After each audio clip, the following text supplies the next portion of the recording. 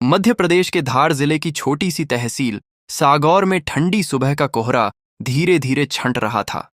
बाजार की दुकानों में लोग अपने अपने ठेले सजा रहे थे। वहीं एक साधारण सलवार कुर्ता पहने दुपट्टा ओढ़े एक महिला चुपचाप बाजार की तरफ बढ़ रही थी। उसके चेहरे पर कोई सरकारी रौब नहीं, कोई गार्ड नहीं, बस सादगी लेकिन आत्मविश्वास अपार। किसी को अंदाजा नहीं था कि यह महिला इस जिले की एसडीएम आर्या चौहान है। आर्या चुपचाप एक छोटे से सब्जी ठेले के सामने रुकी। ठेला चलाती थी लक्ष्मी, लगभग 35 साल की मेहनती औरत, जिसे सब जानते थे लेकिन कोई सम्मान नहीं देता था। आर्या मुस्कुराते हुए बोली, बहन, लौकी कितने की है? लक्ष्मी बोली, 40 रुपए किलो दीदी, जो चाहिए ले लीजिए।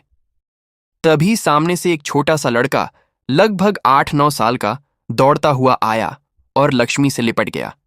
मम्मी, स्कूल चलो ना, आज मेरा प्रोजेक्ट दिखाना है। अगर लेट हुआ ना तो मैडम फिर डांटेंगी। लक्ष्मी परेशान हो गई। आरव बेटा, बस 2 मिनट, पहले इन दीदी को सब्जी दे लूं, फिर।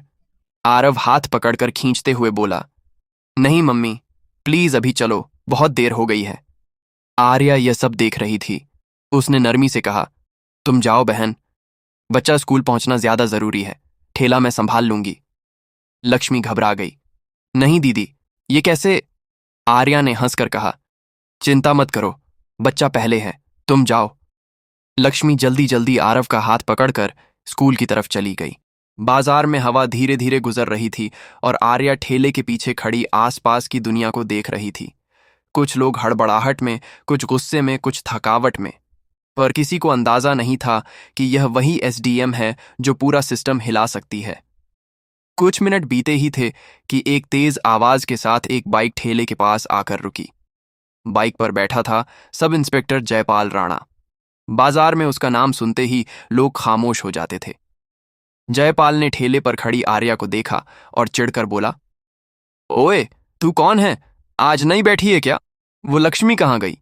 आर्या ने शांत स्वर में कहा, मैं उसकी रिश्तेदार हूं, आज ठेला मैं संभाल रही हूं। जयपाल ने ऊपर से नीचे तक उसे देखा और एक गंदी मुस्कान दी।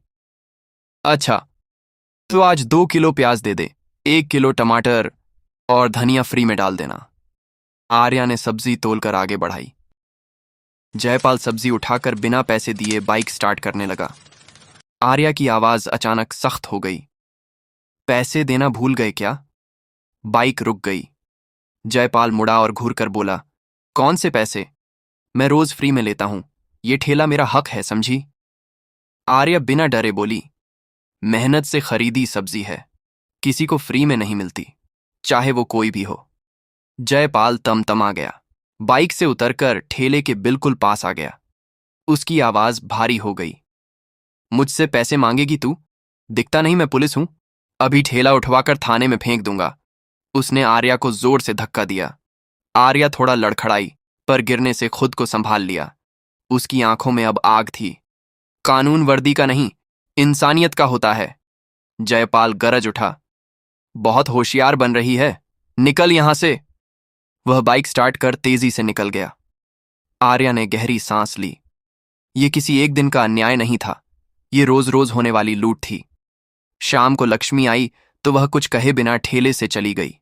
उसकी आंखों में एक निर्णय था, आज बात यहीं खत्म नहीं होगी। उसने कपड़े बदले, दुपट्टा ठीक किया और एक साधारण औरत की तरह सीओ ऑफिस पहुंच गई। अंदर एक हवलदार बैठा था।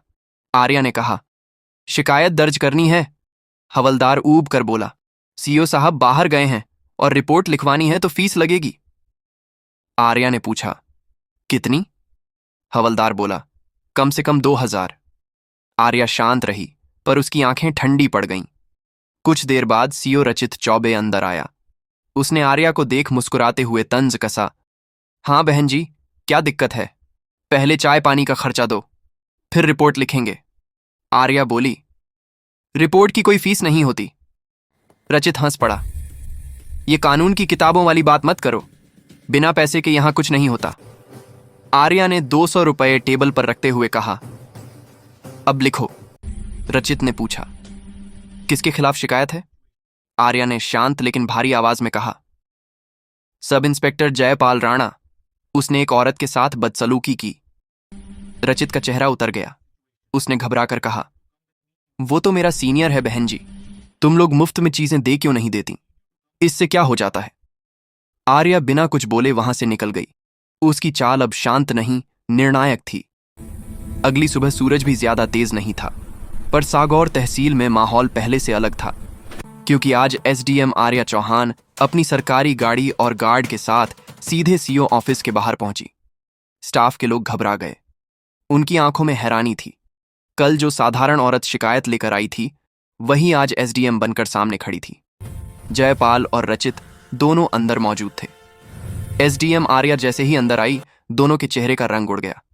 जयपाल हकलाया, मैडम, आप यहां कैसे? आर्या की आवाज अब पत्थर की तरह कठोर थी। क्यों? कानून सिर्फ तुम्हारे लिए है या गरीबों को दबाने का लाइसेंस मिला हुआ है? रचित घबराकर बोला, मैडम, हमें पता नहीं था कि। आर्या ने उसकी बात काटते हुए कहा, वर्दी पहनकर जनता का शोषण करते हो, रिपोर्ट के नाम पर पैसा वसूलते हो और महिलाओं का अपमान करते हो।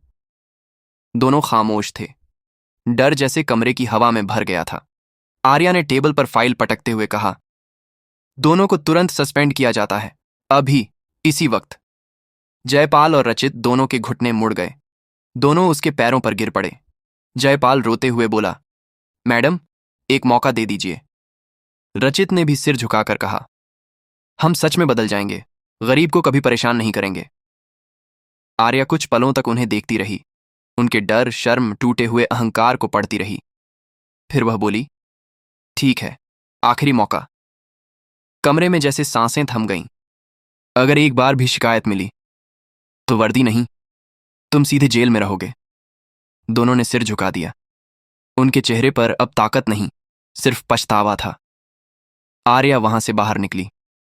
स्टाफ की तरफ मुड़कर बोली, वर्दी डराने के लिए नहीं होती, भरोसा देने के लिए होती है। उसके जाने के बाद पूरा ऑफिस जैसे बदल गया।